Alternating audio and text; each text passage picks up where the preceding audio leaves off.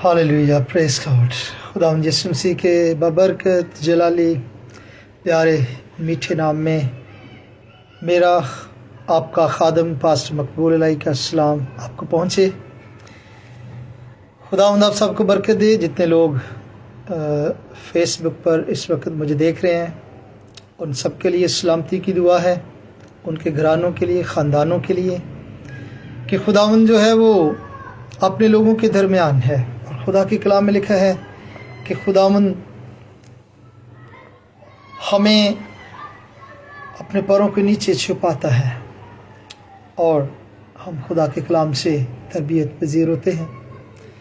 आज शाम मैं जिस कलाम के हिस्से को आपके साथ बांटना चाहता हूँ,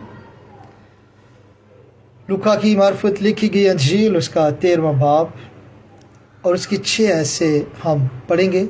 हम खुदा के कलाम पर गौर करेंगे, हम उस पर अपना ध्यान देंगे और चंद लम्हात के लिए हम खुदा के कलाम में से इस तमसील के बारे में सीखेंगे जो खुदा यीशु मसीह ने यहाँ पर बयान की है। लिखा है, फिर उसने ये तमसील कही कि किसी ने अपने पाकिस्तान में एक अंजीर का दरख्त लगाया था। वो उसमें फल ढूंढने आया और ना पाया। इस पर उसने बागबान से कहा कि देख, 3 बरस से मैं इस अंजीर के दरख्त में फल ढूंढने आता हूँ और नहीं पाता, इसे काट डाल, ये ज़मीन को भी क्यों रोके रहे। उसने जवाब में उससे कहा, आए खुदावंद, इस साल तो और भी इसे रहने दे ताकि मैं इसके गिर्द थाला खोदूँ और खाद डालूँ। अगर आगे को फला तो खैर, नहीं तो इसके बाद काट डालना। खुदावंद के कलाम के पढ़े सुने जाने पर उसकी बरकत हो। देखें, यहाँ पर हम इस बात को देखते हैं कि खुदावंद यीशु मसीह ने यहाँ पर ये जो तमसील कही है ये बड़ी मैना खेज़ है अगर आप इस पर गौर करें। और आपको पता है और हम सब इस बात को जानते हैं, जितने मसीही हैं वो इस बात को बड़े गहराई से, बड़े ही गहरे तौर से जानते हैं कि खुदावंद यीशु मसीह ने जो मोस्टली कलाम है वो तमसीलों में बयान किया है। और खुदावंद यीशु मसीह जो है वो तमसीलों में खुदा का कलाम बयान करते थे और वो इसलिए तमसीलों में बयान करते ताकि जो सादा लोग हैं, जो माहौल के मुताबिक खुदावंद कलाम करते ताकि लोगों को समझ आए। तो यहाँ पर एक दरख्त की तमसील खुदावंद यीशु मसीह ने दी है कि एक शख्स ने दरख्त लगाया और वो उसमें फल ढूंढने आता था और 3 साल तक वो उसमें फल ढूंढने आया और उसने नहीं पाया। फिर उसने बागबान से कहा कि ये जगह को क्यों रोके रहे, इसको काट डालते हैं। लेकिन बागबान ने कहा कि ऐ मालिक, मैं इसकी हिफाजत करूँगा, काट छाँट करूँगा, खाद डालूँगा, पानी डालूँगा, खाला खोदूँगा, तो इसे 1 साल और रहने दे। और उस मालिक ने कहा ठीक है, 1 साल और उसे मिल गया। यहाँ पर जो बातें समझने के हैं वो ये हैं कि खुदावंद यीशु मसीह ने तमसीलों में बात की है और आगे चलकर वो बीज बोने वाले की तमसील भी बयान करता है। फिर कड़वे दानों की तमसील है जिसमें खुदावंद यीशु मसीह ने अपने शागिर्दों को ये बात समझाई कि बीज जो है वो खुदा का कलाम है और कड़वे दाने बोने वाले जो हैं वो इब्लीस के फर्जंद हैं और अच्छा बीज का बोने वाला यीशु मसीह ने बताया कि इब्ने आदम खुद है। तो यीशु मसीह तमसीलों में बातें करता है और कई दफ़ा शागिर्दों को इन बातों की समझ नहीं आती थी और वो खुदावंद यीशु मसीह से पूछते थे कि इस तमसील का मतलब क्या है, ये हमें समझा दे। और फिर यीशु मसीह अलग उनको समझाता कि इस तमसील का मतलब ये है। और यहाँ पर मैं देखता हूँ कि यीशु मसीह ने पहले 13वें बाब के अगर शुरू में पढ़ें तो वहाँ पर वो गुनाह की बात करता है कि अगर कोई अपने गुनाहों को तर्क नहीं करता तो वो उसमें मरेगा। और बाइबल मुक़द्दस की तालीम भी यही है कि जो जान गुनाह करेगी वो मरेगी, क्योंकि गुनाह की मजदूरी जो है वो मौत है। और यहाँ पर एक दरख्त के बारे में बात होती है और मैं जो इस बात को समझा हूँ कि खुदावंद यीशु मसीह यहाँ पर दरख्त की बात नहीं कर रहा पर्टिकुलरली। यीशु मसीह को दरख्त की फिक्र नहीं है, बल्कि वो एक और यहाँ पर हमें बात समझाने की कोशिश कर रहे हैं। और वो कोशिश ये है कि आप इस बात से बखूबी वाकिफ़ हैं कि जब भी کسی کا شجرہ نسب ظاہر کرنا ہوتا ہے تو آپ کو پتہ ہے لوگ پوچھتے ہیں کہ جناب تو آپ کا شجرہ نسب کیا ہے؟ تو اس کا مطلب ہے کہ شجر جو ہے، درخت جو ہے، اس کو گھرانوں کے لیے، خاندانوں کے لیے، نسلوں کے لیے استعمال کیا جاتا ہے۔ اور جہاں اگر آپ اس کو ذرا ڈیپلی آپ سمجھنے کی کوشش کریں تو یہ جو انجیر کا درخت ہے یہ نسلوں کی نمائندگی کرتا ہے، اور خداوند یسوع مسیح یہاں پہ یہ بتانے کی کوشش کر رہے ہیں کہ خدا پہلی نسل سے بات کرتا ہے، خدا ایک نسل سے بات کرتا ہے، پھر خدا دوسری نسل سے بات کرتا ہے، پھر خدا تیسری نسل سے بھی بات کرتا ہے، اور پھر اس کے بعد چوتھی نسل کو خدا پھر چانس دیتا ہے، موقع دیتا ہے کہ وہ خداوند کو قبول کر لیں۔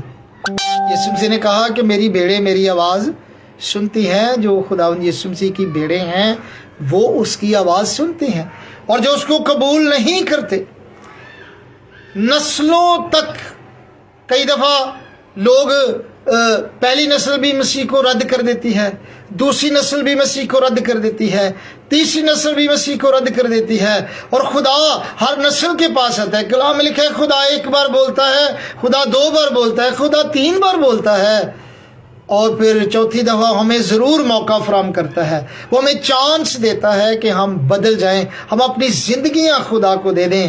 خدا ہو سکتا ہے ہمارے دادا سے بات کرتا ہو، خدا ہمارے پردادا سے بات کرتا ہو، خدا نے ہمارے آبا و اجداد سے بات کی ہے، لیکن اگر لوگ ڈیٹ ہو جاتے ہیں، کہ لوگ خداوند یسوع مسیح کو قبول نہیں کرتے، لوگ جو ہیں وہ بالکل بھی جھکتے نہیں ہیں، اور کلام کہتا ہے کہ جو ڈالی جھک جاتی ہے اس کو پھل لگتا ہے۔ تو یہ بات بڑی ضروری ہے میرے عزیزو، اس بات کو سمجھنے کی ضرورت ہے کہ یہاں پر جو یہ درخت کی تمثیل خداوند یسوع مسیح نے بیان کی ہے، تو میں اس کو سمجھتا ہوں یہ خالص طور نسلوں کے ساتھ خداوند بات کر رہا ہے، اس لیے کہ خدا چاہتا ہے کہ وہ ہمارے پاس آئے۔ اور اگر آپ اس کو غزل و غزلات کی کتاب میں پڑھیں، وہاں پہ 5واں باب اور 5ویں آیت سے، تو وہاں پر بھی یہ بات لکھی ہوئی ہے، لکھا ہے کہ وہ دروازے پر کھڑا ہوا تھا، کھٹکھٹا رہا تھا، لیکن جب وہ چلا جاتا ہے تو پھر وہ اٹھ کر آتی ہے اور کہتی ہے کہ اب تو میرا محبوب جو ہے وہ جا چکا ہے۔ کئی دفعہ ایسا ہوتا ہے، پھر وہ نکلتی ہے اور پہرے داروں کو ملتی ہے، وہ بھی اسے گائل کرتی ہیں، نگہبانوں کو ملتی ہے، وہ بھی اسے گائل کرتے ہیں۔ یاد رکھیں خدا ہمیں چانس دیتا ہے، لیکن جب وقت نکل جاتا ہے تو پھر ہم گائل ہوتے ہیں، پھر ہمارے لیے مشکل پیدا ہو جاتی ہے۔ تو کیوں نہ ہم پہلی نسل اگر خدا کے پاس نہیں آئی تو دوسری آ جائے، اگر دوسری نسل نہیں آئی تو تیسری آ جائے۔ کہتا ہے نا وہ پہلے سال بھی آیا، یعنی پہلی نسل کے پاس بھی آیا، وہ بھی خدا کے پاس نہ آئی، دوسرے سال بھی آیا، تیسرے سال بھی آیا۔ وہ میں یہاں پہ یہ بتانا چاہتا ہوں کہ خدا اس درخت کی بات نہیں کر رہا، خدا نسلوں کی بات کر رہا ہے، خدا خاندانوں کی بات کر رہا ہے، خدا ہمارے گھرانوں سے بات کر رہا ہے۔ میرے عزیزو، اپنے گھرانوں کی فکر کریں، اپنی اولاد کی فکر کریں، اپنے بچوں کی فکر کریں، اپنی نسل کی فکر کریں۔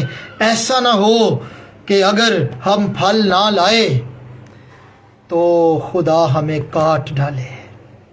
آپ کو پتہ ہے جب خدا یسوع مسیح نے منادی شروع کرنی تھی، اس سے پہلے یوحنا نے منادی کرنا شروع کی کہ اب درختوں کی جڑ پر کلہاڑا رکھا ہوا ہے۔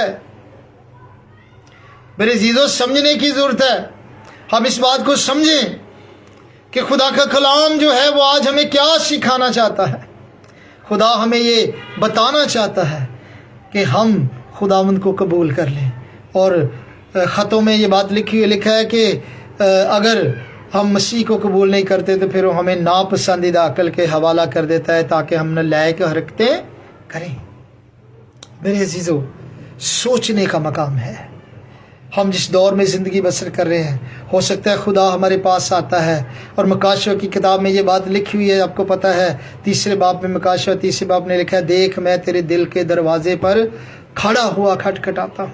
خدا آتا ہے، خدا رویا میں بات کرتا ہے، خدا خواب میں بات کرتا ہے، خدا نگہبانوں باغبانوں کے تھرو بات کرتا ہے۔ باغبان کون ہیں؟ خدا کے لوگ ہیں، خادم ہیں، جو پانی دیتے ہیں، جو تھالا کھودتے ہیں، کھاد ڈالتے ہیں، خدا کا کلام لوگوں کو سناتے ہیں، اور ان کے وسیلہ سے لوگ بچتے ہیں۔ लोगों को चांस खुदा दे रहा है। खुदा के कलाम में लिखा है कि बाज़ देर जैसी लोग समझते हैं वैसी देर अब नहीं है।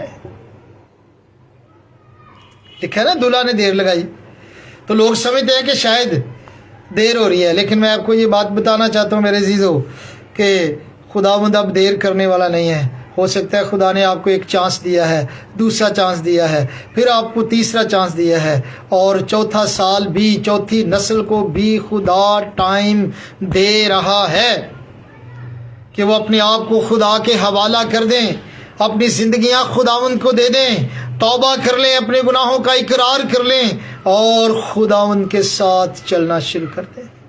मेरे अजीज़ों, सोचने का मकाम है, इस बात को समझें कि खुदावंद आज हमसे ये कलाम कर रहा है। सो मेरी आप सबसे दरख्वास्त है कि जब आप इस कलाम को सुनते हैं तो ज़रूर इसे आप आगे शेयर करें। हमारा जो पेज है इलाही टीवी, इसको ज़रूर आप आगे शेयर करें, लाइक करें, ताकि और लोग भी जो हैं वो खुदा के कलाम से बरकत पाएँ। हम आपके लिए दुआ गो हैं। अगर आप दुआ कराना चाहते हैं, किसी मुश्किल में हैं, परेशानी में हैं, तो आप ज़रूर हमसे राबता कर सकते हैं, हमसे कांटेक्ट करें ताकि हम आपके लिए दुआ कर सकें। खुदावंद आपको बरकत देगा। आमीन।